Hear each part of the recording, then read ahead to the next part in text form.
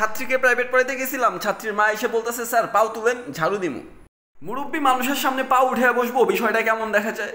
যাই হোক, মনের মধ্যে অস্বস্তি নিয়ে পাটা উঠে বসলাম যে 2 মিনিটে তো ব্যাপার, কোনো ব্যাপার না। রিয়ামণিকে আমি অঙ্ক করাইতেছিলাম, ও সূত্রগুলো মুখস্থ করাইতেছিলাম, আর সে টেবিলের নিচ দিয়ে ঝাড়াঝাড়ি করতেছিল। তো ঝাড়াঝাড়ি করার শেষে ফ্লোর ঝাড়ু দিতে দিতে রুমে চলে গেছে, 2 মিনিটও হয় নাই। আবার দেখে যে হাতে পাপোশ নিয়ে এসছে, এসে বাইরে বেরিয়ে করতেছে। আমি 20 মিনিটের রাস্তায় রোদ্রের মধ্যে হাইডে হাইডে এসছি, ফ্যান অফ করে ঘর ঝাড়ু দেয়, আবার এসে দেখি যে পাপোশ বেরাবেরি করে, আর এইদিকে আমার হাঁচি দিতে দিতে জীবন শেষ। দুনিয়ার যত কাম আমি পড়াইতে আসলেই বাইজা যায়। যাই হোক, এরপরে কিচেনে গিয়ে দেখি যে রান্নাবাড়ি করতেছে, ভাবলাম যে হয়তো ভালো মন্দ রান্না করে খাওয়াবে। কিছুক্ষণ পরে দেখি যে আমি আর রিয়ামণির মাঝখানে এসে একটা চিপস রেখে গেছি, কাকে দিছে সেটাও বলা যায় নাই। রিয়ামণিও তাকায় আছে, আমিও তাকায় আছি, ভাবতেছি চিপসটা কাকে দিল।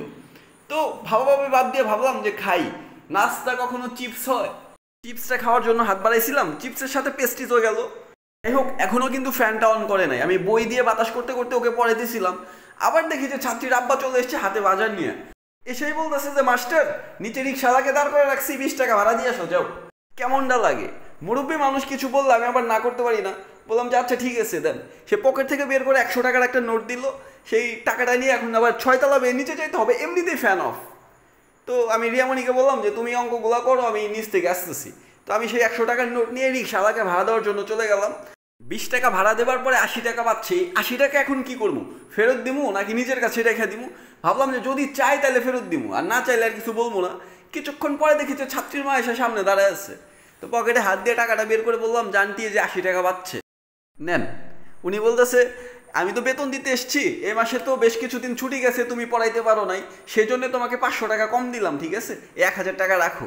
টাকাটা এখনো পকেটে ভরি নাই। এই পাশ থেকে ছাত্রী বলতেছে স্যার কালকে আমার জন্মদিন, আপনাকে কিন্তু আসতেই হবে। তাহলে এই বাকি 1000 টাকার কি এখন গিফট কিনে শেষ হয়ে যাবো গা? বললাম যে আচ্ছা ঠিক আছে আসুনি। এই বলে ওই দিন পড়ায় টড়ায় ছুটি দিয়ে দিছি।